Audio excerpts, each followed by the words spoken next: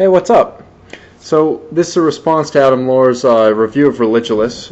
His main complaint, I think, about the movie was that Bill Maher mangles the myths of Mithra and Osiris, and that he wants people to look at the primary sources of Mithra and Osiris, and I think that's a good idea.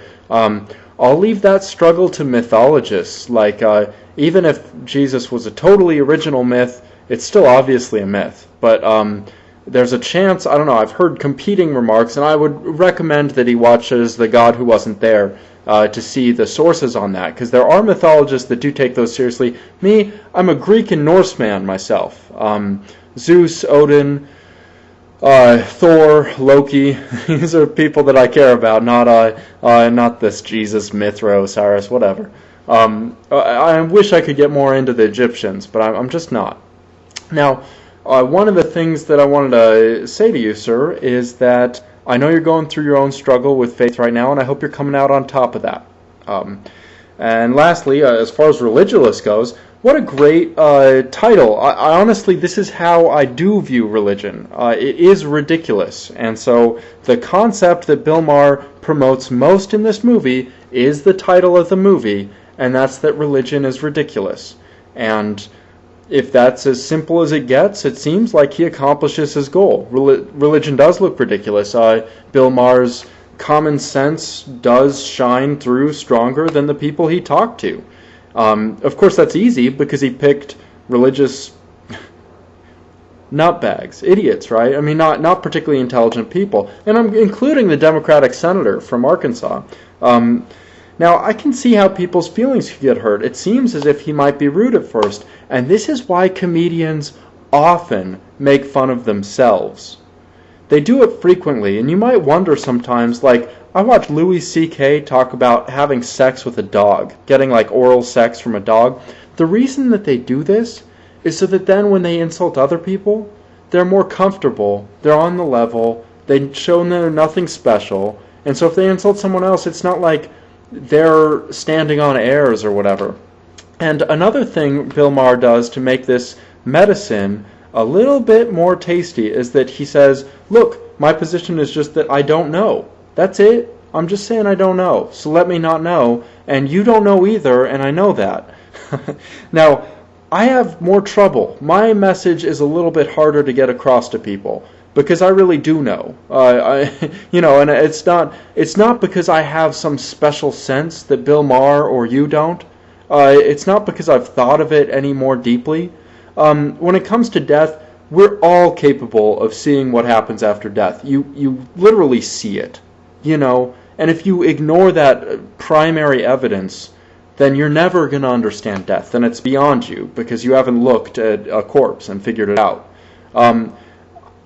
It doesn't make me special. It's not something I relish. Death is just a part of life, and it's not like I'm not looking forward to it, looking to avoid it desperately. It's what happens at the end of life. But that life does have an end, and that's the corpse. So when he says things like, nobody knows what happens after you're dead because nobody has more access to the information than I do, nobody does have more access to the information than you do, Bill Maher. It's just that some of us can process it a little better, and we can tell, clearly psychology shows us what conditions are required, prerequisites for consciousness, and when those are absent in embryos and in corpses, in the brain dead, you don't have consciousness, you don't have memory, you don't have emotion, you don't have personality. And these are worthwhile scientific pursuits, so when people butcher them by talking about souls, it is a mistake. But let's get back to the movie. I'm sorry to go on my own thing here. He talks to Jesus, the guy who's the second Messiah. He's from Puerto Rico. And the little cuts are where the directors and the editors come in, and they show their Borat sense of humor. But Bill Maher, mostly, he's not insufferable. He's not like the best comic in the world. I'd say he's more funny than, say, a modern Jon Stewart. Jon Stewart in his heyday may have been more funny than Bill Maher. But, he's just being himself. He's just a comic presenting his view of the world. So if you're really offended by it, man, I mean, it's pretty easy to get over that, I'd say. Largely, moreover, he does support his thesis pretty well that religion is ridiculous.